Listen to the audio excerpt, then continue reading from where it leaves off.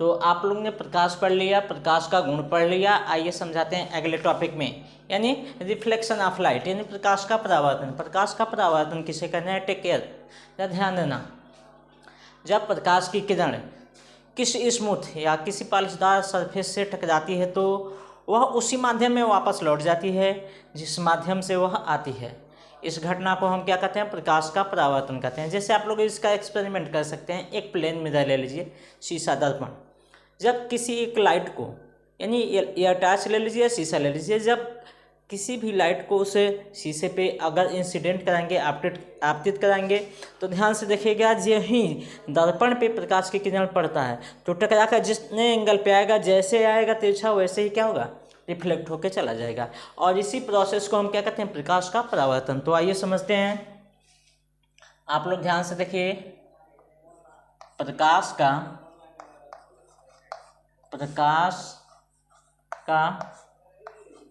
परावर्तन, reflection of light, इसको क्या कहते हैं? लाइट,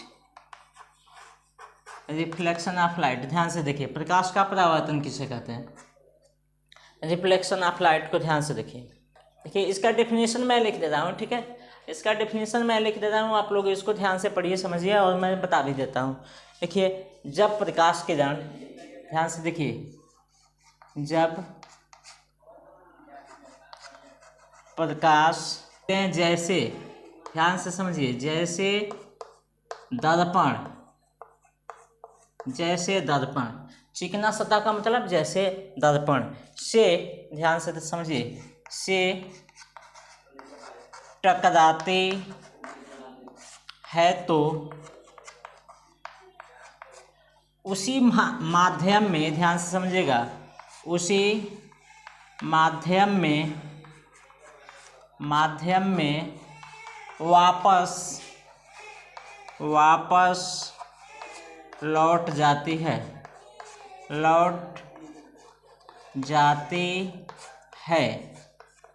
उसी माध्यम में क्या होती है? लौट जाती है, जिस माध्यम से वह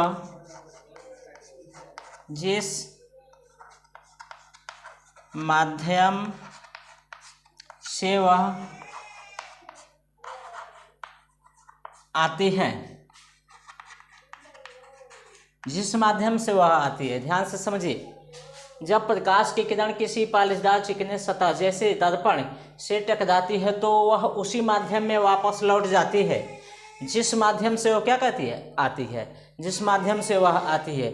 इस घटना को ध्यान से समझिएगा, ये लिखेंगे, इस घटना को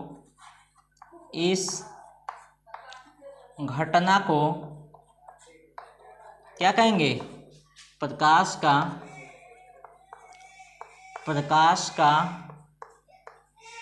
परावर्तन कहते हैं। क्या कहते हैं? प्रकाश का परावर्तन कहते हैं। बात समझ में आया? यानी प्रकाश की किरण, ध्यान से समझिए, जब प्रकाश की किरण किसी पालिशदार चिकने सतह जैसे दर्पण से टकराती है तो उसी माध्यम में वापस लौट जाती है, जिस माध्यम से वो क्या कहती है? आती है। इस घटना को क्या कहते हैं? प्रकाश का परावर्तन, यानी reflection of light. In this phenomenon is known as reflection of light. ठीक है, तो चलिए इसका हम फिगर बनाते हैं। फिगर के द्वारा आप लोग समझिए। सपोज करेंगे, यहाँ पे फिगर बनाते हैं। सपोज करेंगे यह एक कोई स्मूथ सरफेस है, यानी स्मूथ सरफेस का मतलब समतल दर्पण है। ध्यान से समझिएगा, यह कोई समतल दर्पण है। यह क्या है? समतल दर्पण। इसका नाम लिख देते हैं समतल दर्पण। क्या है? समतल दर्पण है या समतल दर्पण है। दर्पण का जो दो कोण है, पहले को M1 लिख लेते हैं और दूसरे को M2 लिख लेते हैं।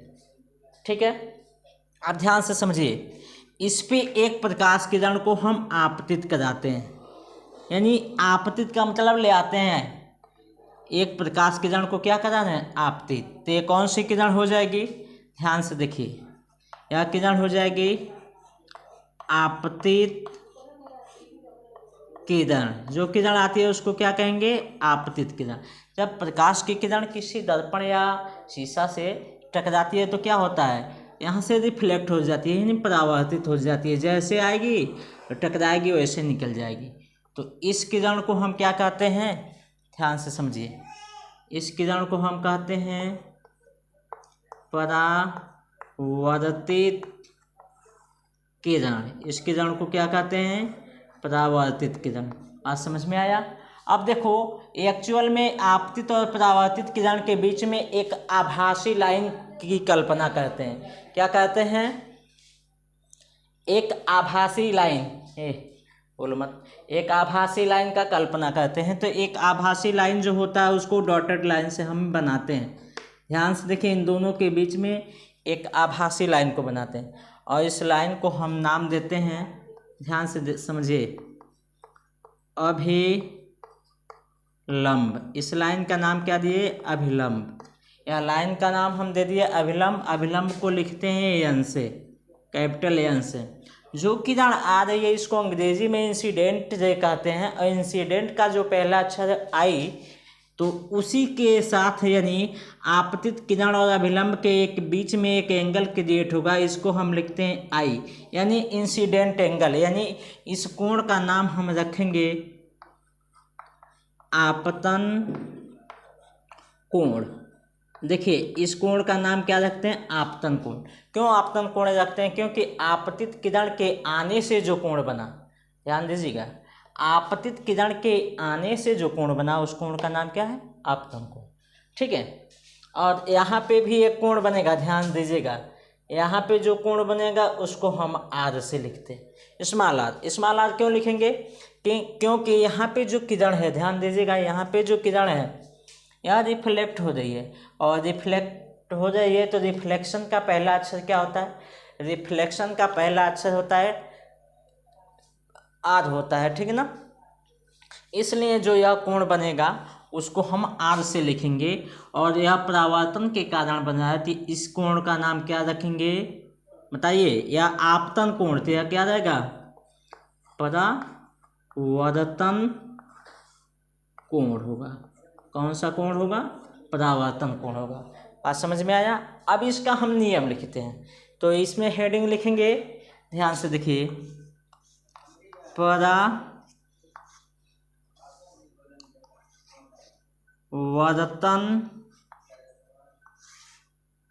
का नियम। क्या लिखेंगे, परावर्तन का नियम। अब नियम में ध्यान दीजिए, परावर्तन के दो नियम होते हैं, रिफ्लेक्शन ऑफ लाइट के दो नियम होते हैं। परावर्तन के दो नियम होते हैं, कौन कौन सा, ध्यान दीजिएगा। पहला नियम जो होता है, ध्यान से देखिए, आपतित किरण, यानी इस किरण की बात कर रहा है, आपतित किरण कामा, अब ये कौन सी किरण है, परावर्तित किरण,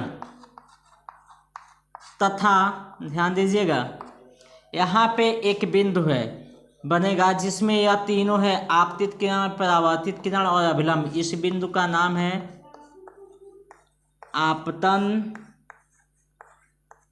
बिंदु, इसका नाम है आपतन बिंदु। देखो आपतित किरण, परावर्तित किरण तथा आपतन बिंदु, आपतन बिंदु तीनों एक ही तल में होते हैं। कहाँ होते हैं, एक ही तल में, सेम प्लेन में होते हैं। ये तीनों कहाँ होते हैं, एक ही तल में होते हैं। बात समझ में आया। अब इसका दूसरा नियम ध्यान से देखिए। देखिए यहाँ बताया आपतित किरण, परावर्तित किरण और आपतन बिंदु पे बना ये अभिलंब, तीनों एक ही क्या है, पॉइंट में है, पॉइंट। उसी को हम क्या कहते हैं, परावर्तन का पहला नियम। दूसरा नियम है, ध्यान से देखिए, आपतित किरण के आने से जो कोण बना हो, कौन सा कोण है, आपतन कोण। लिखेंगे यहाँ पर सेकंड नियम, आपतन कोण आई, कामा करके लिखेंगे, परावर्तन कोण आर क्या होते हैं? सदैव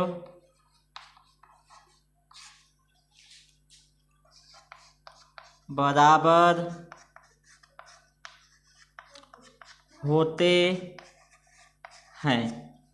क्या होते हैं? आपतन कोण आई और परावर्तन कोण आर। देखिए जो एंगल आई है इसकी बात कर रहा है और एंगल आर है, दोनों आपस में क्या होते हैं? इक्वल होते हैं। यानी incident equal angle always equal to reflected angle. यानी लिखेंगे नीचे अतः कोण आई इक्वल टू कोण आर, दोनों क्या होंगे?